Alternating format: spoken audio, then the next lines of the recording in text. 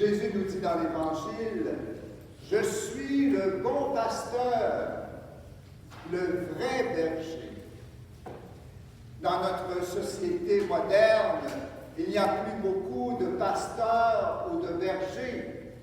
On peut se poser la question, qui d'entre nous a déjà vu un berger ou un pasteur avec ses yeux, là, pas au cinéma, pas à la télévision, mais en réalité? Y en a-t-il qui l'ont déjà vu? Ah, un, deux, ben c'est pas beaucoup, hein, sur le nord qu'on est. Hein? Puis moi, je peux lever la main aussi, parce que j'ai eu cette... Ah, il y a aussi Lévi qui... et la petite aussi. Bon, mais c'est vraiment quelque chose de très rare, surtout au Québec. Là, moi, je n'en connais pas. Mais quand je suis allé en Italie, parce que j'ai fait ma formation en Italie, on allait dans les Alpes durant l'été. Et là, dans les montagnes, on envoyait des bergers, hein, avec leurs troupeaux, qui paissaient leurs troupeaux dans les prairies ou dans les montagnes. Et en fait, cette image, justement parce qu'elle est méconnue, il faut, on pourrait dire, l'adapter à notre monde d'aujourd'hui. Je me suis posé la question, eh bien, quel métier, quelle profession pourrait ressembler au berger dont parle Jésus dans l'Évangile? Il m'est venu différentes fonctions, comme par exemple celle de leader, un leader politique, ou ça peut être l'image d'un coach de hockey, par exemple. Hein? Ça, on est plus familier avec ça. Hein? Ou bien simplement notre père ou notre mère qui ont agi pour nous en bon berger, en pasteur de notre famille. Et justement, bien, Jésus, qu'est-ce qu'il veut nous dire à travers cette réalité de bon berger, de pasteur? Eh bien, c'est qu'il veut être notre accompagnateur durant toute notre vie. Il est celui qui est fidèle à nous porter justement sur le chemin du bonheur, le chemin de la vie éternelle, le chemin de l'amour, au fond. Et pour cela, eh bien, justement, Jésus le fait non pas comme un dictateur, mais comme un accompagnant qui respecte profondément notre liberté. Jésus, comme il est notre compagnon de vie, eh bien, il ne veut pas s'imposer. Il ne veut pas nous forcer à prendre les chemins que lui, il veut que nous prenions. Il nous laisse toujours libres, parce que c'est une condition de l'amour. Il nous accompagne dans l'amour, dans son amour.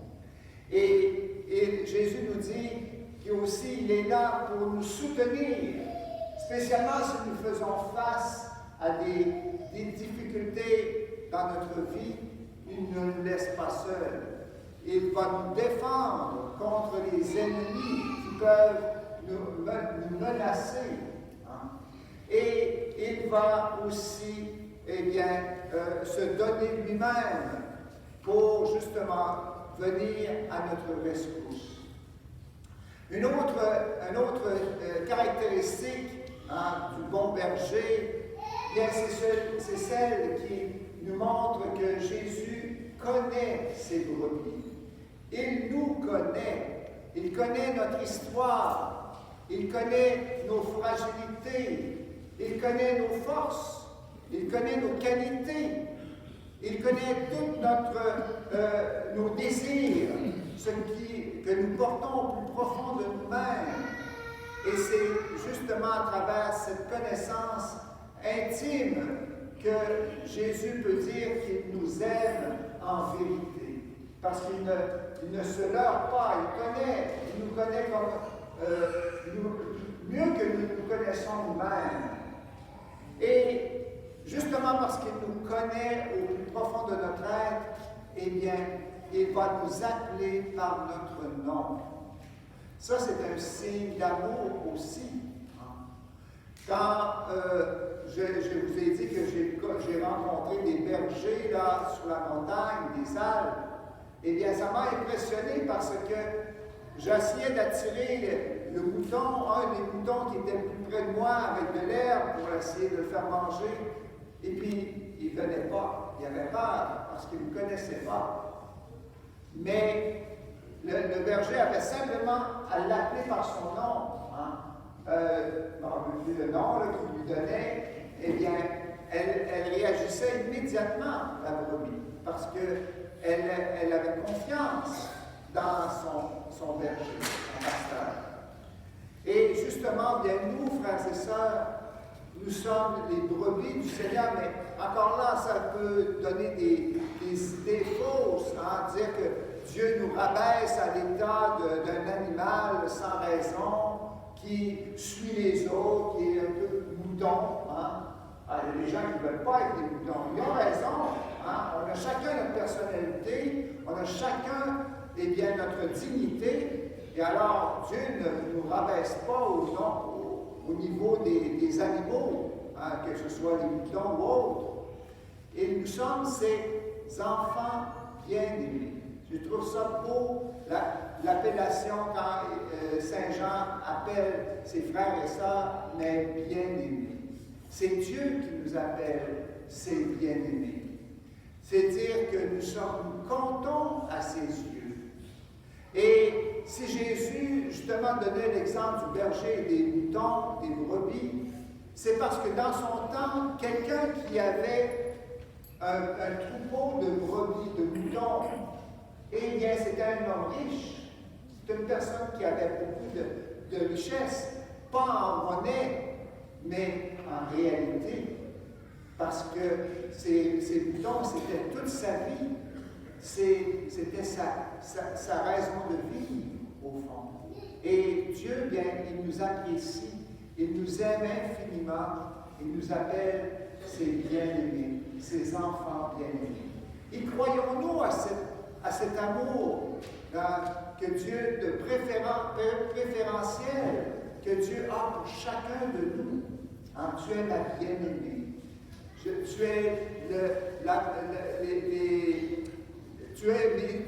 es mes yeux.